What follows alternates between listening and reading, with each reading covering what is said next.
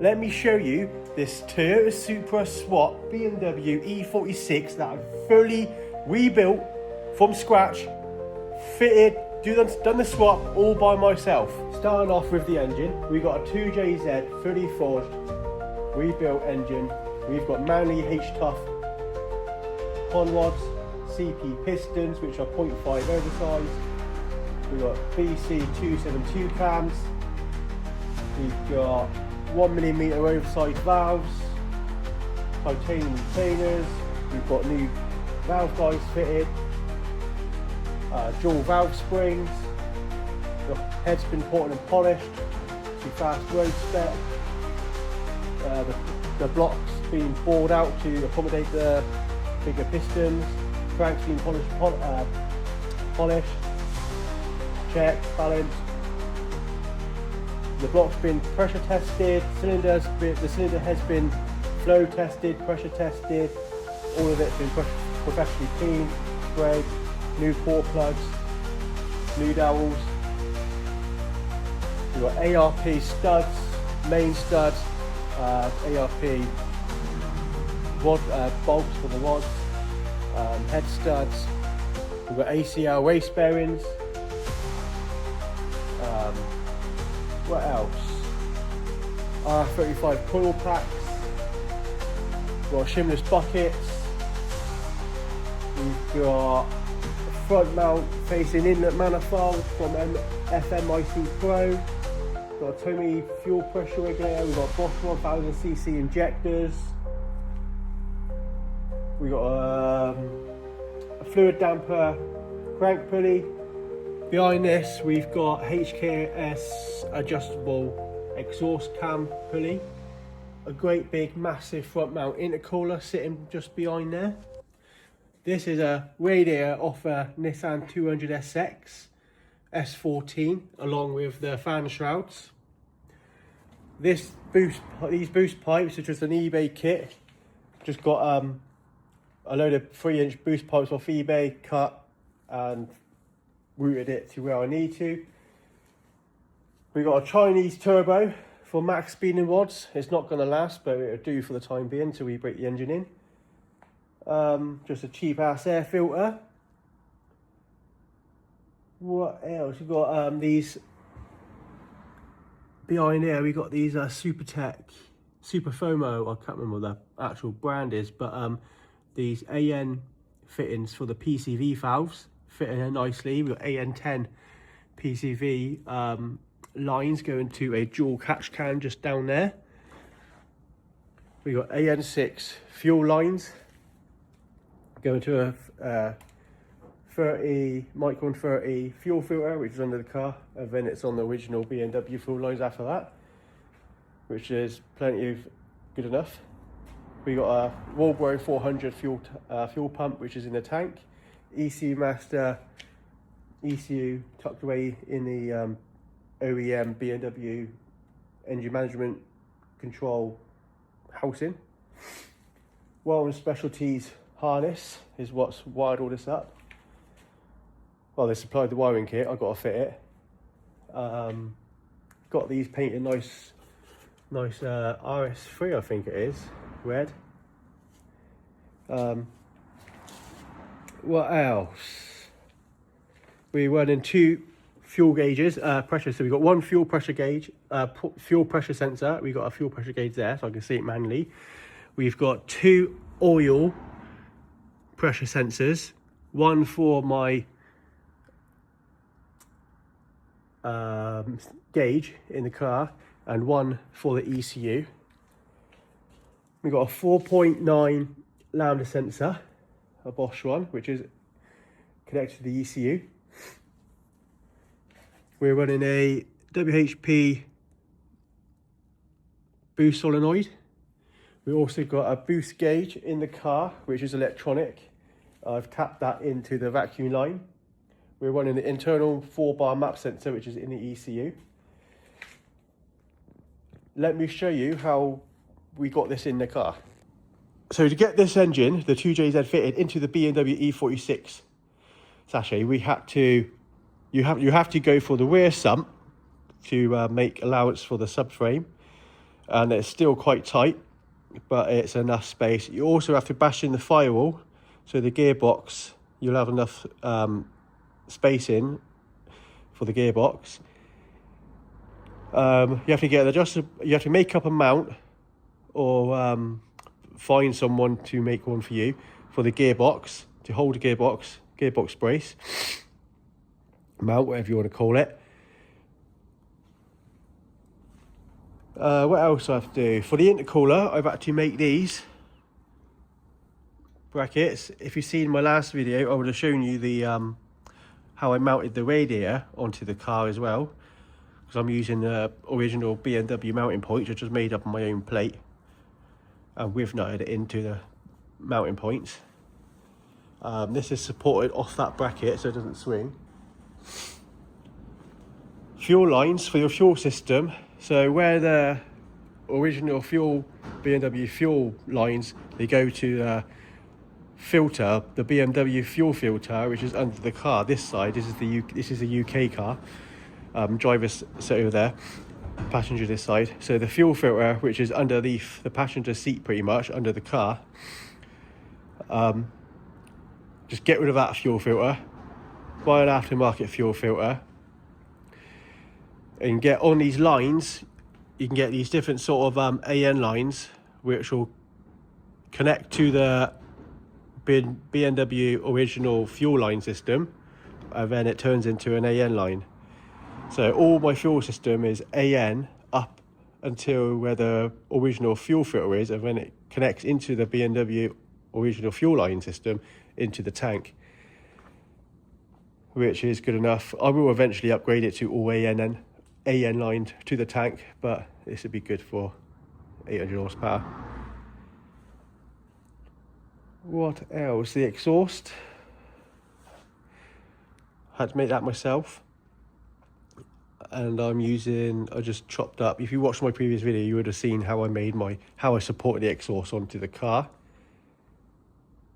Let me show you around the interior. You look inside here, it's all pretty much factory. The only thing that looks different is this. It's because this was originally an automatic. I had to fit a clutch pedal, brake pedal, and it was also electronic throttle. So this is now a cable throttle, all nicely in there. Doesn't look like that, just looks original. I've got changed the steering wheel. Now we're using a manual gear stick, so I just got to get a gator to go around there. But everything works. It literally turns on by the key. Everything works. All the fans work, all the dash works, rev counter works, the coolant works, fuel gauge works. Everything works. There's my gauges at the top. So this is my boost gauge. This is my oil pressure gauge, and I want to get an AFR gauge to go there. Not sure I'm going to wire that in yet, because I've already got a lambda sensor there, which goes to the ECU. So I'm not sure if I can tap into that wiring and put a gauge there, or just put another O2 sensor here or something. Built, not bought. So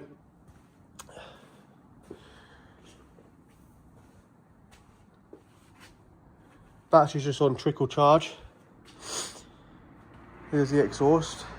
Some HS copy thing I got off eBay, but it looks quite smart. Got them for the Subaru style, Jap style, like the upsweep. I don't know, it's hard to see in the video.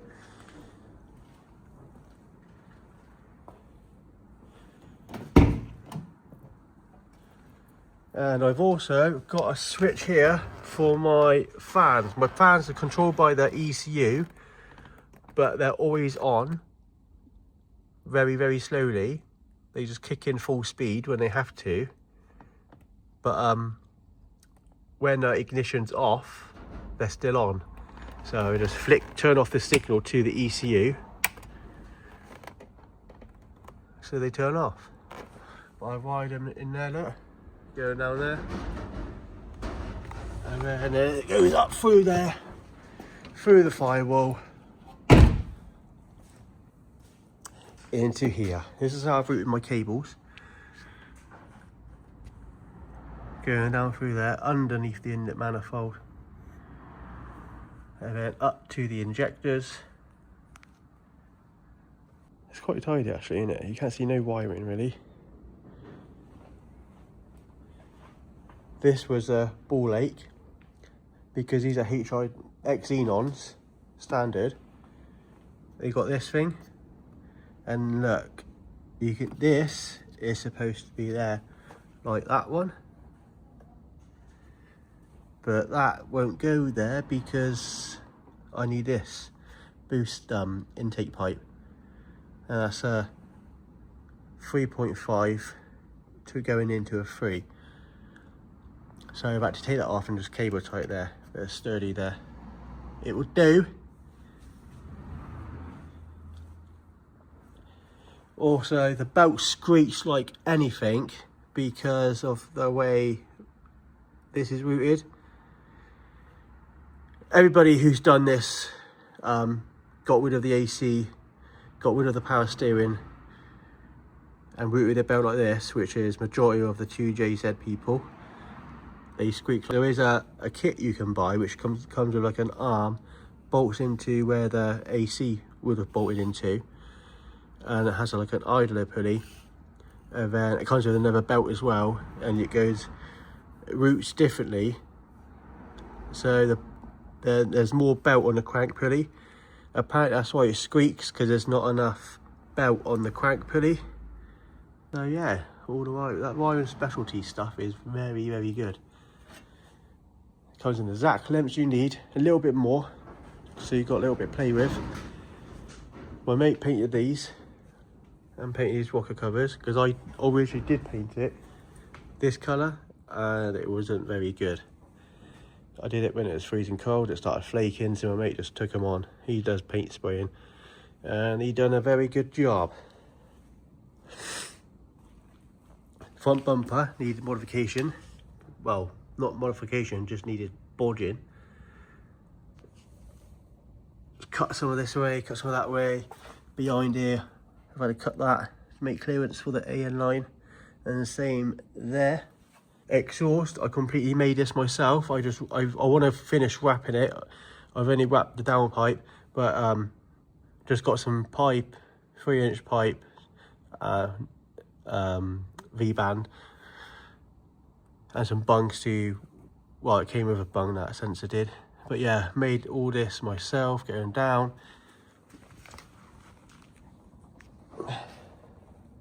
There's a flex pipe there.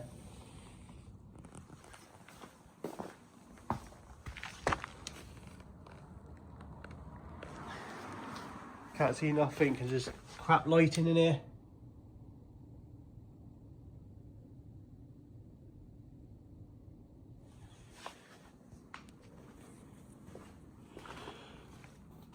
But it won't be long until we drive this. Got seats in the back.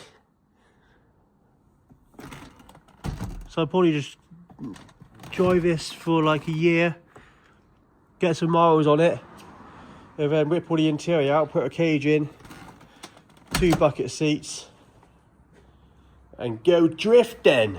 Well, that'd be a plan anyway. But first I want to get some miles on this car. Well, first thing I need to get it through an MOT. This is the check valve I was on about. It goes into the brake booster. So now I'll get some silicone hose, 12mm in internal diameter, 12mm of silicone or something like that, rubber, don't really matter, or braided, to connect from there, go into a port underneath this inlet manifold. And what that does is creates a vacuum for the brake booster, so you get a normal pedal. And the check valve stops it from, so when you're boosting, it stops boost going into your brake booster and blowing the seals inside it. Gets 2 new tyres on the back. They've got enough tread on to get through an MOT, but got a slow puncture, 2 of them, both of them have got slow punctures.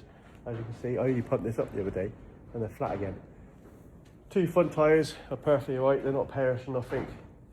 There's a split in one of them on the sidewall, but not that bad. Can't remember which one it is, but it's too dark to even show you. So yeah, so I'll probably still take it for an MOT with the 2 tyres on the back with the slow punchers, because they go down 3 days later when they pump them up. Like I said, they got enough tread on to pass the MOT. It'll probably be an advisory. And same with the brakes. The brakes were new like 5 years ago. Obviously, you know what brakes look like when you wash the car and drive around for a little bit and they go rusty, don't they? They look like surface rust on them. But as soon as you drive down them, as soon as you start driving it, it'll clean up all right themselves.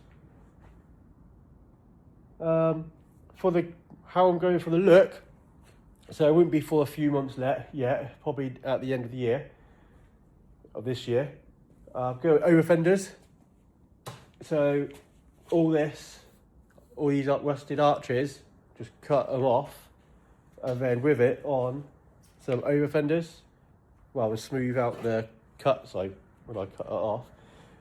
With it some over fenders on, the same on the back, the same here. Cut all this off, and then for over fenders all the way along, and yeah, and get some wheels. But obviously fit the over fenders on first, so I don't want to be having a shitload of spacers. So fit the over fenders on first, and then I know what offset wheel I need. But yeah, it's getting there. It's just weather's crap here in the UK. It's absolutely hammering it down off. It's fucking floods everywhere. Don't want to drive this in the wet because I don't want me to get my engine wet. So just wait, as soon as it starts drying up, I'll get it through an MOT and run the engine in. And obviously video it. And then get it properly tuned. Another thing, I've also got to check my timing again, my ignition timing. Just want to check it again, make sure it hasn't slipped away. That's not the belt I mean the actual ignition timing. Which you've got to do with the ECU. So I want to check that. Make sure it hasn't like drifted away. And then I'll probably check that first, and then I'll take it out on the road and for an MOT, and I'll run the engine in pretty much on the way to the MOT. I've done the first stage of it running in. Just got to do like the driving of it now. Low load, wastegate pressure only, and it should be all good. So if you do want to see this car in action on the road, driving, spitting flames, make sure you subscribe, like this video, and don't miss the next one. Because I'm pretty sure the next video will be when I'm driving this car.